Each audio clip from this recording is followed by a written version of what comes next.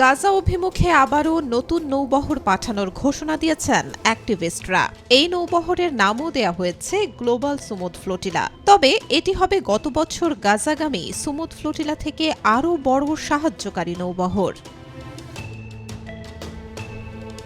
চলতি বছরের মার্চে প্রায় ১০০টি নৌযান নিয়ে গাজার উদ্দেশ্যে যাত্রা করবে নতুন এই গ্লোবাল সুমুদ ফ্লোটিলা। জানা যায় এই মিশনে অংশ নেবেন ১,০০০-এরও বেশি প্রতিনিধি। জোহানেসবার্গে নেলসন ম্যান্ডেলা ফাউন্ডেশন আয়োজিত এক বৈঠকে আয়োজকরা জানান, এটি হবে গাজা ইসরায়েলের চালানো গণহত্যার বিরুদ্ধে এই যাবৎকালের বৃহত্তম বেসামরিক মানবিক হস্তক্ষেপ। গত বছর সুমুদ ফ্লোটিলা অভিযানে অংশ নিয়েছিলেন দক্ষিণ আফ্রিকার বর্ণবাদ বিরোধী আন্দোলনের অবিসংবাদিত নেতা নেলসন ম্যান্ডেলার নাতি মান্ডলা ম্যান্ডেলা। তিনি জানান, এই বছরের অভিযানে অংশ নেবেন চিকিৎসক এবং যুদ্ধাপরাধ তদন্তকারীরাও।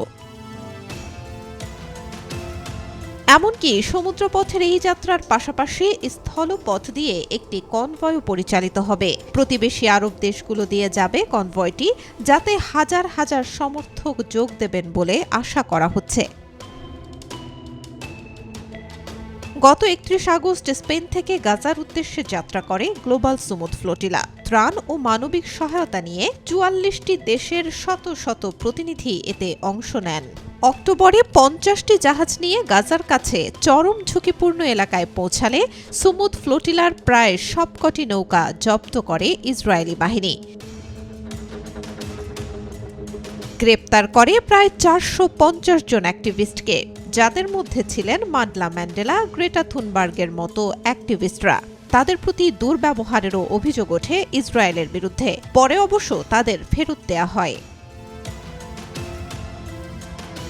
ইসরায়েলের দাবি, অস্ত্র পাচার ঠেকাতে ২০০৯ সাল থেকে নৌ অবরোধ চালু রেখেছে তারা। এছাড়া ফ্লোটিলা নৌবহরের সঙ্গে ফিলিস্তিনি সংগঠন হামাসের সম্পর্ক রয়েছে বলে অভিযোগ করে, তবে এর পক্ষে কোনো প্রমাণ দেখাতে পারেনি। বর্তমানে গাজায় যুদ্ধবিরতি চললেও মানবিক সহায়তা শূন্যের কোঠায়। নানা অজুহাতে থেমে নেই গণহত্যাও। এমন পরিস্থিতিতে অ্যাক্টিভিস্টরা জানান, যদিও তারা আগেরবার শারীরিকভাবে গাজায় পৌঁছাতে পারেননি, কিন্তু তাদের এই প্রচেষ্টা গাজাবাসীকে বার্তা দেয় যে বিশ্ব তাদের পাশে আছে।